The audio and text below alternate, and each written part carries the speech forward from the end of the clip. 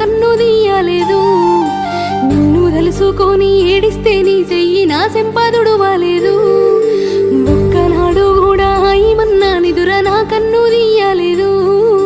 నిన్ను తెలుసుకొని ఏడిస్తే నీ చెయ్యి నా సంపాదుడు వాలేదు. తప్పు ఎవరిదిర కన్నా వద్దంటూ వదిలేసి పోతున్నావు. కండ్లాట పడుతున్నా నాన్న సావంచు దారు